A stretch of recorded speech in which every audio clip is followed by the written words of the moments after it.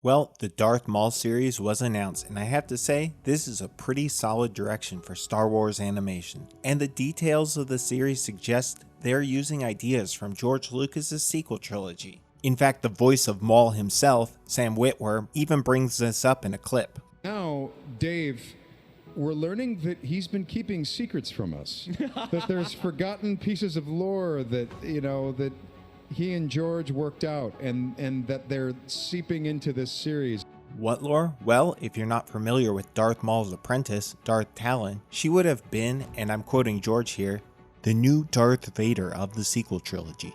So, bringing her into Disney Star Wars canon is a BFD. We know from interviews with George and Dave that they were setting up lore to build out in the sequel trilogy within the Clone Wars TV series. I mean, it's kind of obvious they had already brought Maul back and were starting to get into the origins of the Force with Mortis and the Ones, only for those threads to be dropped by Kathy, Bob Iger, and J.J. Abrams.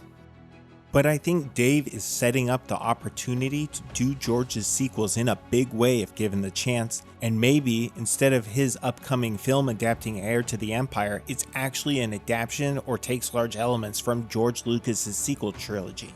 Think about it. The end of Return of the Jedi and the beginning of The Force Awakens have a 30-year gap between them, just enough room to tuck a trilogy in between them. You could even renumber the current sequels to be 10, 11, and 12 and do a new 7, 8, and 9. Star Wars already did this once when they labeled the original Star Wars A New Hope Episode 4. And if it means getting something closer to the 9-part saga George wrote stories for, I think that would be a really positive step for Star Wars, because then Disney could build canon on top of all of George's lore and not have this exiled last third in Disney's vault. Imagine a young recast Ben Solo and watching his fall to the dark side. You could even give him a twin sister and bring in Darth Talon, flesh out the politics and show the end of the Imperial remnant. It would still suck that it all would lead to the sequel trilogy we have, but I can at least appreciate not wanting to invalidate those legacy actor performances from Harrison Ford, Carrie Fisher, Mark Hamill, and Billy D.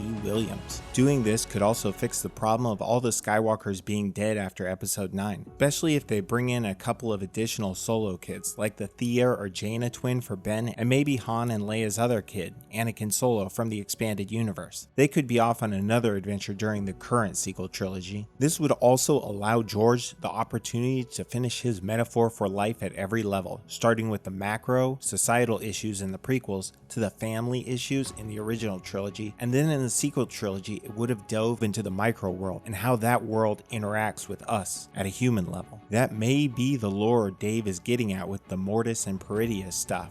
There is one issue with doing George's sequels, however, and that is the fact that Maul died in Rebels. Personally, I always thought his second death was kind of an afterthought to give closure to the character because Dave didn't think he would have the opportunity to use the character more. So I wouldn't be mad if they retconned his death again, have the Night Sisters bring him back to life. Actually did a little fun AI video of that very thing happening. Overall, this is a good sign for Star Wars, at least in animation. I once sent Dave Filoni an email at Lucasfilm asking him to bring back George's sequels, and maybe he's just been waiting for that opportunity. We'll have to wait and see. I certainly hope so.